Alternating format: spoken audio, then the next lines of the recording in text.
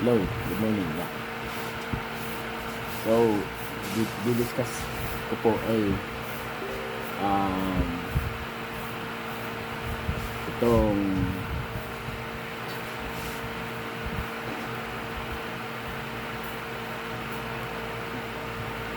comparative analysis of money laundering in Asia.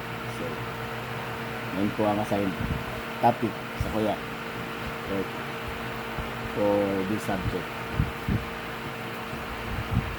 So, yan.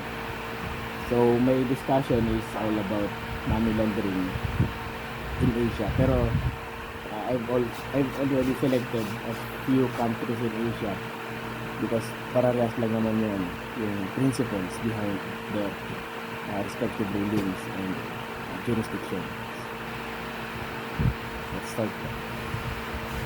So, overview of money laundering. So, I think this has been discussed by my classmate in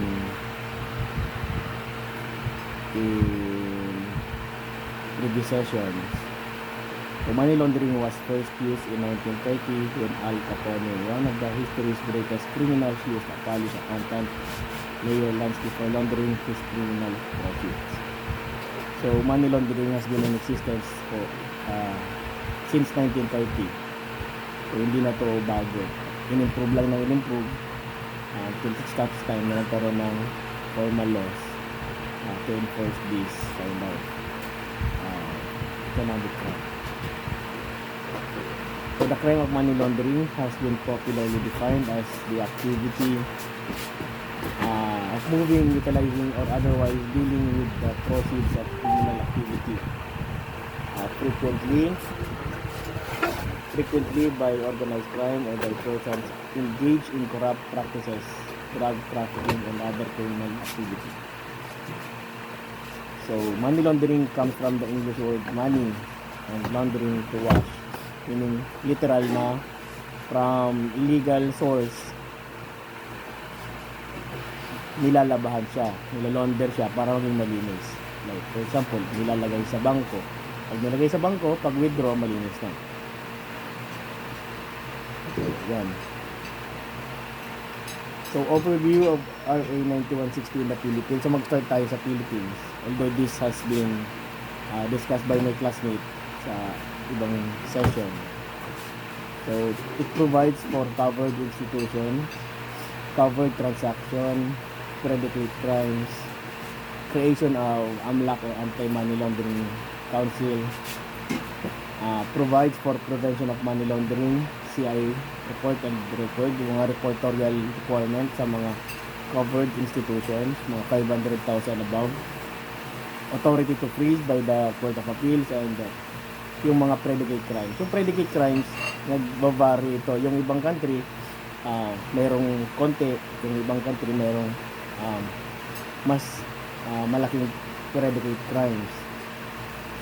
Kasi it depends on the circumstances ng mga country involved. Yung mga progressive country, syempre, mas marami yung predicate crimes nila. Pero yung mga third class country, syempre, depende din sa prevailing crimes sa area nila. So, let's talk about Indonesia.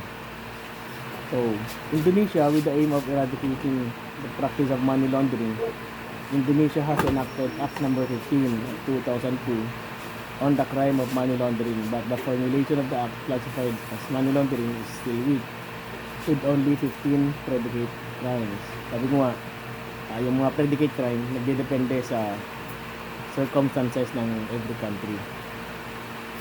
So sa Indonesia, meron lang silang 15 predicate crimes on nung nag-start ang ano nila, nung nag-start ang money laundering law. Yun ng Act No. 15. So, in its evolution, Law No. 15 of 2002 on the crime of money laundering has been refined. The formulation of acts that can be classified as money laundering has increased to 26. So, from 15 na predicate crimes, naging 26 predicate crimes na. Okay. And include all criminal acts that are punishable by 4 years imprisonment or more. So subsequently, the new law No. 8 of 2010 on the crime Prevention and Eradication of the Crime was issued to adapt it to the development of law enforcement skills. Sabi nga dito, yung necessity na pag-create ng mga laws regarding money laundering depends upon the circumstances prevailing on the present setup ng isang country. So dito sa Indonesia, since nag-develop yung tactics and techniques sa money laundering, pero nag-evolve din yung Indonesia. Okay? So in Indonesia, money laundering regulation is governed by law number 8 on preventing and eradicating money laundering crimes, because the number of criminal offenses committed by individuals and companies within a country's borders as well as across borders is on the rise. So these crimes include corruption, bribery, narcotics, pero mayroong narcotics, kasali yung narcotics kasi from illegal drugs, so yung perang nakukuha doon, this can be a source of money laundering. Okay? So these crimes have involved or generated enormous amounts of wealth. Tunay naman kasi meron naman talagang narco-politics, merong narco-economics, merong sa human trafficking committed by illegal gangs, hindi lang individuals. They earn a lot of money out of this kind of transaction. And alam natin sa Indonesia na talagang rampant pati yung trafficking and prostitution. So the wealth derived from these crimes or offenses is usually not spent or used directly by the perpetrators of the crime. Same lang dito sa Pilipinas. Pag nakakuha ng pera, hindi nila ginagamit directly. So, ang ginagawa nila, ilalagay nila sa bangko.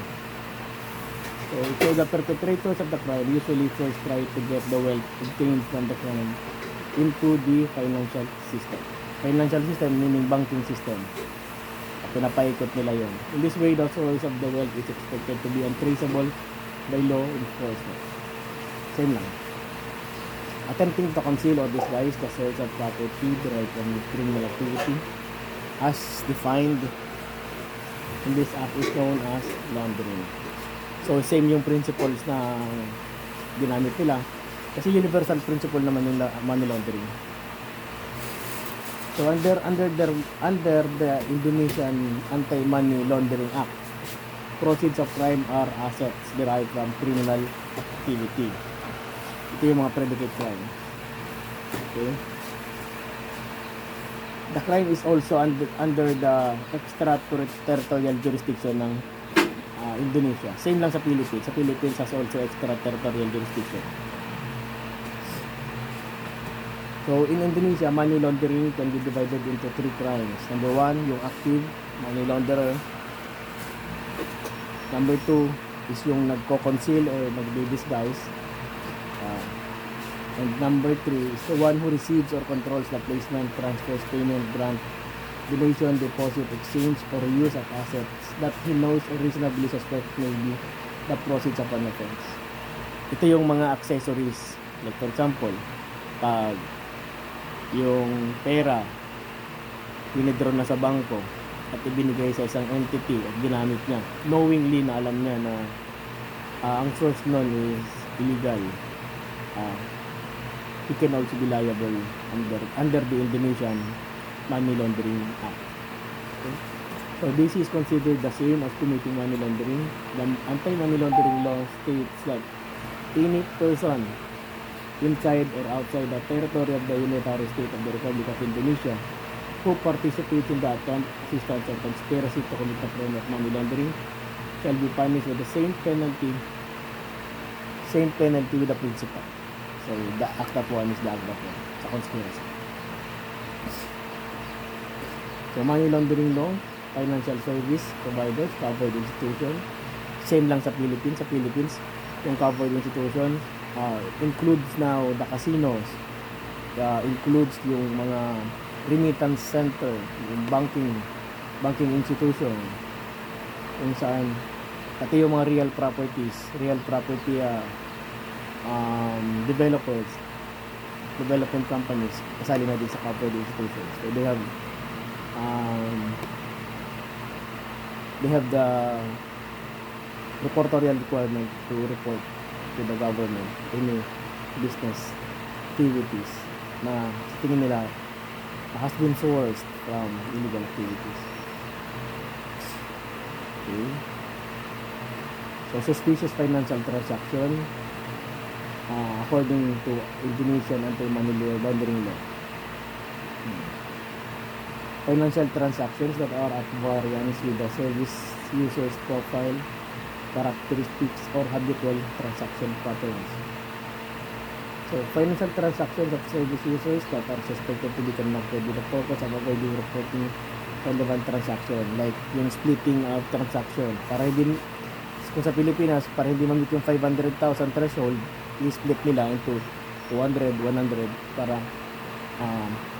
para hindi siya maging suspicious. Kasi kung 500 at once, suspicious yun. Pero kung i-split nila, hindi yung magiging suspicious. So, may evade yung reportorial requirement. So, financial transactions carried out with assets suspected to be proceeds of a criminal offense. Yung pag hindi commensurate yung means of livelihood with the means of income. That are required to be reported by the reporting party. So, may reportorial requirement yun in Indonesia. Kung ang Philippines may AMLAC, sila naman meron namang Indonesian Financial Transaction Reporting and Analysis Center. Okay. It is an independent institution under the President of the Republic of Indonesia, established to prevent and eradicate the crime of money laundering. The formulation of policies is expected to be able to overcome money laundering in Indonesia. So, yung formulation ng policies ng laundering center nila is for the purpose of eradicating money laundering. But in reality, there are still weaknesses in the formulation of actions that can be categorized as money laundering in Indonesia. Okay po. So, marami pang loopholes. Sabi ko nga, it evolves yung mga techniques, nag-evolve yun. From very simple, nagiging sophisticated with the use of technology. Okay. So yan, that is for Indonesia. Now, let's go to Malaysia. Yung law of Malaysia naman is Act 613, known as the Anti-Money Laundering Act of 2001 or the Prevention of Haram Money Laundering Act. Yung Malaysia is not a regional money laundering center. Its informal and formal financial sectors are highly vulnerable and to drug traffickers, terrorist financing, and criminal elements. So in Malaysia, regulated by the Anti-Money Laundering, Anti-Terrorism Financing, and Proceeds of Unlawful Activities Act of 2001. So, yun ang governing law nila. So, the economic and financial conditions in Malaysia play a significant role in facilitating money laundering. Because yung Malaysia is a growing economy din. And pwede ka pumasok doon kahit walang visa. Due to the country's high economic growth rate and the presence of a large and formal economy, there is a significant amount of cash circulating in the country. So lahat naman ng nagde-develop na country, meron naman sufficient amount or substantial amount of money na nag-iikot. This makes it easier for criminals to launder their proceeds of the crime. So weaknesses in the regulatory framework of Malaysia also contribute to the prevalence of money laundering. So kahit nasa Pilipinas, sabi ko sa Indonesia, same lang, may mga loopholes yung law nila. So although the country has implemented several measures to combat money laundering, there is still room for improvement in terms of effectiveness and implementation. So they are continuously evolving their policies to fully prevent any illegal activities to perpetrate their financial system. So, Financial Intelligence Unit. So, kung tayo may AMLAC, sila naman may FIU, Financial Intelligence Unit. So, it's located within the central bank Bank Negara Malaysia. Receiving and investigating financial intelligence is the role of the FIU. So the FIU works with more than 12 other agencies to identify and investigate suspicious transactions. So a good regulatory framework is in place in the government of Malaysia, including licensing and examination systems that can regulate financial institutions. So it is expected to be able to anticipate the development of the legal needs of the community in order to effectively prevent and eradicate any form of criminal act of money laundering which is very harmful to government finances. It is very detrimental to economic system ng isang country.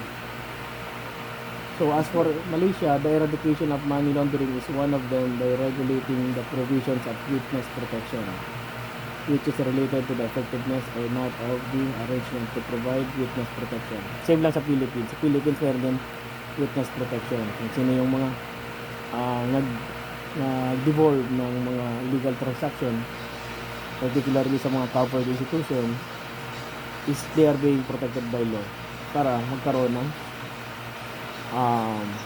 prosecution ng money laundering. So the act not only regulates the crime of money laundering but also regulates the crime of terrorism. So sa Philippines meron din financial terrorism, sa kanila meron din. Kasi pag na-prevent mo yung cash flow ng mga terrorist group, they cannot fuel their activities. Wala silang pambili ng baril, wala silang pambili ng armaments. So terrorism is made an integral part of money laundering act because Malaysia itself does not yet have laws on terrorism, because the crime of terrorism is a new crime that threatens the security of the state. So ginamit nila yung anti-money laundering law to fight terrorism in Malaysia. So terrorists themselves acquire wealth from proceeds of other crimes. Proceeds of this wealth are used to commit acts of terrorism such as purchasing explosives or weapons and wealth acquired after committing acts of terrorism. Therefore, Malaysia has included anti-terrorism in money laundering act. So naka-included yung mga anti-terrorism policy nila sa kanilang money laundering act because they need to dismantle the financial the cash flow ng mga terrorist group. Tokitaki. Tokitaki is an IT solution. So ito yung ginagamit ng Malaysia and also ngayon ginagamit na din ng Philippines to track, to monitor any suspicious activities ng mga banks. It being ginagamit siya ng mga bangko para yung mga suspicious na mga activities is ma-prevent ng mga banks to enter their system. So parang flag na yung mga transactions, like yung mga 500,000 above na single withdrawal, 500,000 above na single deposit, yun, mga suspicious transaction yun. So in Singapore naman, so laundering in Singapore is regulated by the Corruption, Drug Trafficking and Other Serious Crime Act or the CDSA. Ito naman yung yung governing law sa anti-money laundering ng Singapore. So the Commercial Affairs Department, a branch of the Singapore Police Force, is the primary investigating agency for money laundering offenses. So sa Philippines parang wala pa rin ganito, pero yung NBI meron na. Yung mga sa PNP walang ganito. It is within the primary jurisdiction ng NBI. So certain types of money laundering investigation also involve officers from the Central Narcotics Bureau and the Corrupt Practices Investigation Bureau. So itong mga countries na to, they also adopt the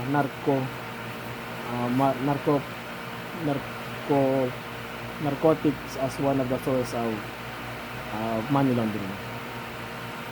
So bank secrecy laws and lack of routine currency reporting makes an attractive destination. Same din sa Philippines, meron din tayong bank secrecy law. Pero yung bank secrecy law has its own limitation. Pag gagamitin siya sa court proceedings, ang bank secrecy law cannot be invoked ng mga ng bangko. Okay? So money laundering occurs mainly in the offshore sector but may also occur in the non-bank financial system. Yung mga non-bank, yung mga remittance center yun. So in 2005, there were 110 commercial banks in operation, including 5 local and 24 foreign-owned full banks, 46 offshore banks, and 35 wholesale banks.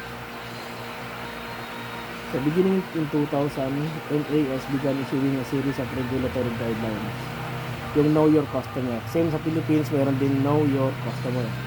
Pag nag-apply ka ng bank account, marami kang filapan na form, maraming kang filapan na mga documents.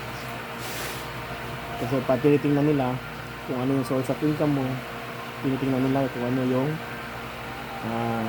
kung commensurate ba yung income mo sa i-deposit mo. So, record keeping. They also mandate specific record keeping and reporting requirements. Same din sa Philippines, meron tayong record keeping and reportorial requirements. So, pag nag-exceed sa ganitong amount, threshold amount, so they need to report it. Non-reporting will constitute a violation of the AMLAC law. So, any person who wishes to engage in for-profit business in Singapore, whether local or foreign, must register under the Companies Act.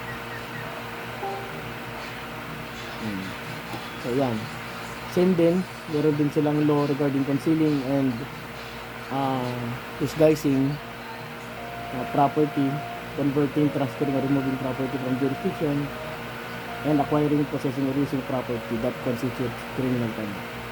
So, in all countries na discuss ko, same yung principle regarding those who are to be liable. So, okay. Section 47A of the Corruption Drug Trafficking Act in Singapore is a presumption that allows the court to decide if a serious offense was committed overseas. So, kung kahit nakomit siya overseas, meron din extraterritorial jurisdiction without the need to rely on foreign government officials or experts. So, yung ASEAN, they have continuously collaborating with each other regarding best practices and aligning with international standards to fight AMLAC, money laundering. Yung UN din, bibigay din ng technical assistance doon sa ASEAN. Kasi yung ASEAN is a international organization under sa United Nations. So, for conclusion, Indonesia, Malaysia, Singapore, and the Philippines are neighboring countries. So, magkakalapit sila.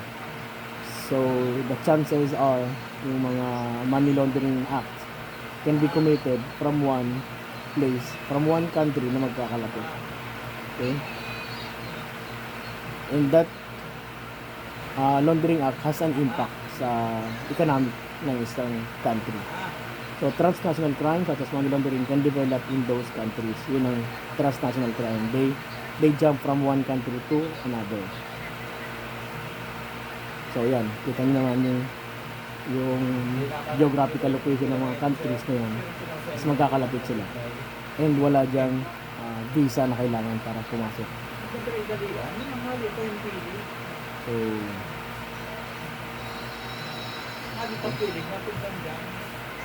yeah. So, transnational crime is an inevitable trend in the age of globalization. The borders between countries are becoming increasingly blurred. Kasi magkakalapit na talaga sila. One plane lang, 30 minutes or 2 hours, nandun na sila sa isang country. So, one form of transnational crime that is of great concern is money laundering. Nakita naman natin yan na they have great concern sa money laundering, kaya nag-establish sila ng mga policies, laws, rules, and regulations. Pati nga yung system ng information technology, ginagamit na rin nila. So in the context of law enforcement, the term money laundering is not a simple concept but rather very complicated. Very complicated kasi mayroong bank secrecy. Very complicated kasi mayroong use of technology. Even in countries that have anti-money laundering regulations, the limitations of understanding are relatively not the same. So it depends upon the country kung paano nila i-approach yung money laundering nila. So similar strategies have been adopted. Common goal. So similar problems and money laundering effects are likewise the same. So yan. Thank you and God bless you.